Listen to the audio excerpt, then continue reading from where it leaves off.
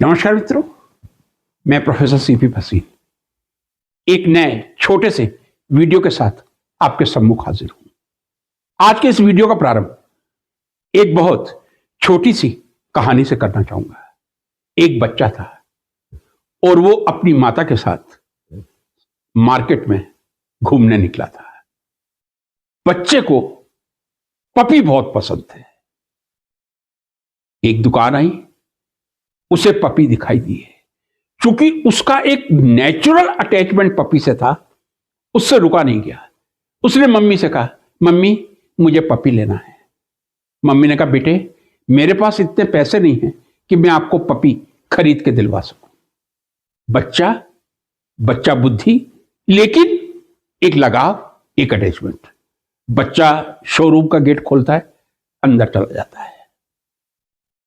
बच्चे से मालिक पूछता है, बोलिए मैं आपकी क्या सेवा कर सकता हूं। बच्चे ने कहा, मुझे कोई एक पपी चाहिए।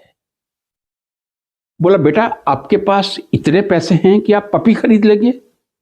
बोला, अंकल मेरे पास पैसे तो नहीं है, लेकिन पपी को देख के मुझे ऐसा लग रहा है जैसे मैं यदि पपी को घर लेके नहीं जाऊंगा तो मेरी जिंदगी अधूरी रह जाएगी। व्यापारी भी दयावान था।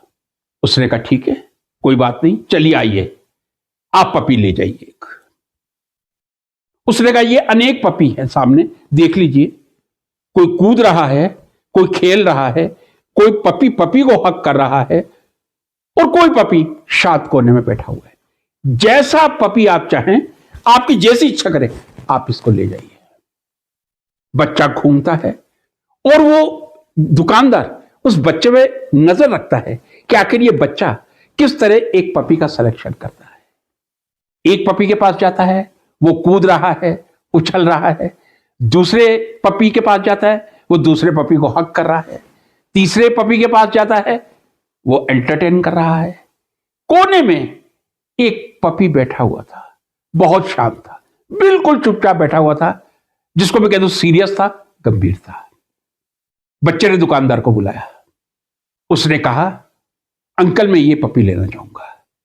बोले, बेटा ये जो पपी आप पसंद कर रहे हैं, इसकी एक टांग में प्रॉब्लम है, ये चल नहीं सकता, इसीलिए दूसरे पपी अपने आप को एंटरटेन कर रहे हैं, दूसरों को कर रहे हैं, लेकिन ये पपी एक कोने में शांत बैठा हुआ है। उसने कहा, क्या तकलीफ है?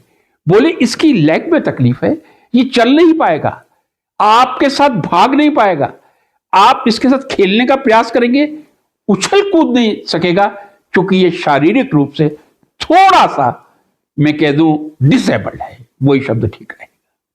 बच्चा कहता है, नहीं इसकी टांग में प्रॉब्लम है, चलने में प्रॉब्लम है, आई विल फेस।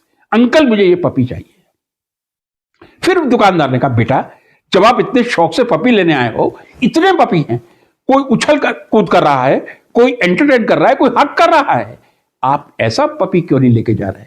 क्या कारण है आप इसी पपी को सेलेक्ट कर रहे हैं जो आपके साथ ना दौड़ पाएगा, ना खेल पाएगा, और आपको पपी में इतना इंटरेस्ट है? बच्चे ने कहा, अंकल कोई बात नहीं, यदि इसकी लेग में प्रॉब्लम है, मैं इसके साथ साथ चल लूंगा। दुकानदार भी बड़ा आश्चर्यचकित था कि आखिर इस बच्चे को इस पपी से क्यों लगाव होगा। यदि वो कोई हक करता, एंटरटेन करता, पपी छांटता, तो एक बात भी थी।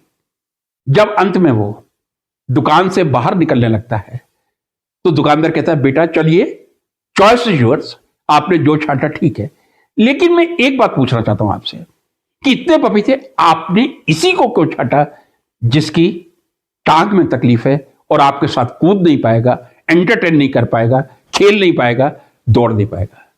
बच्चे ने धीरे से अपनी पैंट ऊपर की। बच्चे के भी पैर में, लेग में, ये कह दूं आर्टिफिशियल लेग लगी हुई थी। जब दुकानदार ने देखा, वो समझ गया।